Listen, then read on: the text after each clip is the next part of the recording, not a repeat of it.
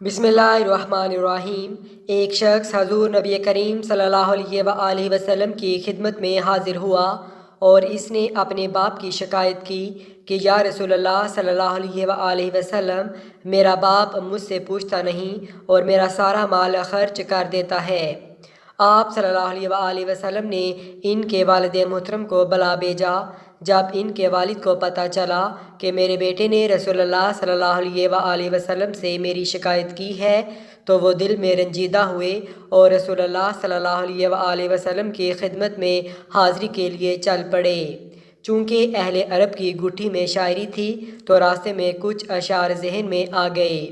ادھر بارگاہ رسالت میں ان کے پہنچنے سے پہلے حضرت جبرائیل علیہ السلام آپ صلی اللہ علیہ وآلہ وسلم کی خدمت میں حاضر ہوئے اور آپ صلی اللہ علیہ وآلہ وسلم سے فرمایا کہ اللہ تبارک و تعالیٰ نے فرمایا ہے کہ ان کا معاملہ بعد میں سنیے گا، پہلے وہ اشعار سنیں جو وہ راستے میں سوچتے ہوئے آ رہے ہیں۔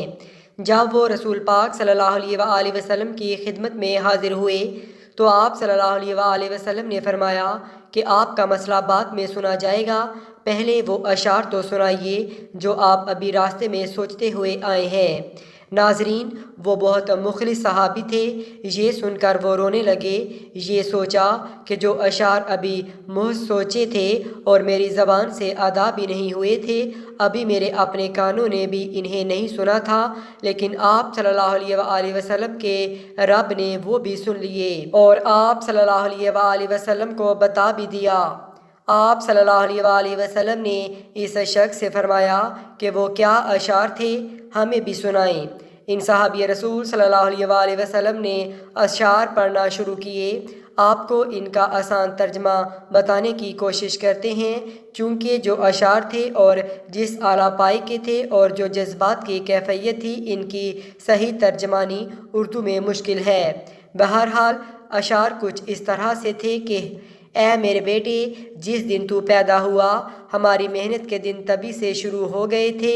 تو روتا تو ہم سو نہیں سکتے تھے، تو نہ کھاتا تو ہم کھا نہیں سکتے تھے، احتیاط کرتے کہ تو بیمار نہ ہو جائے، تجھے کچھ ہو نہ جائے، کہیں تو مر نہ جائے۔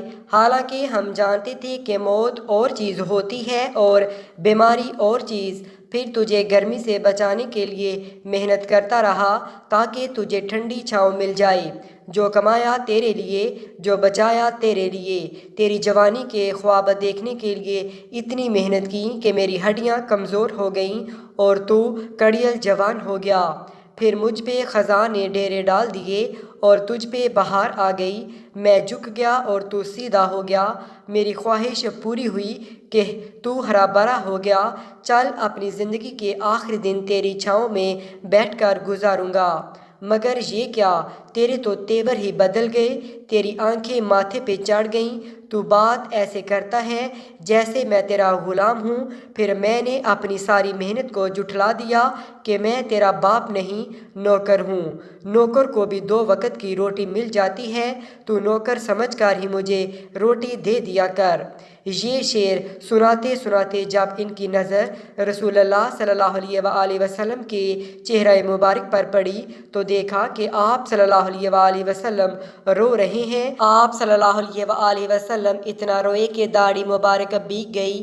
آپ صلی اللہ علیہ وآلہ وسلم جلال میں اٹھ کر کھڑے ہوئے اور ان کے بیٹے کا گریبان پکڑ کر 3 مرتبہ ارشاد فرمایا کہ تو اور تیرا سب کچھ تیرے باپ کا ہے، تو اور تیرا سب کچھ تیرے باپ کا ہے، تو اور تیرا سب کچھ تیرے باپ کا ہے۔ اللہ پاک ہمیں والدین کے ساتھ نیک سلوک کرنے اور ان کے حقوق ادا کرنے کی توفیق عطا فرمائے، اور جن کے والدین اس دنیا فانی سے رخصت ہو گئے ہیں ان سب کو جنت الفردوس میں بلند مرتبہ عطا فرمائے، آمین یا رب العالمین۔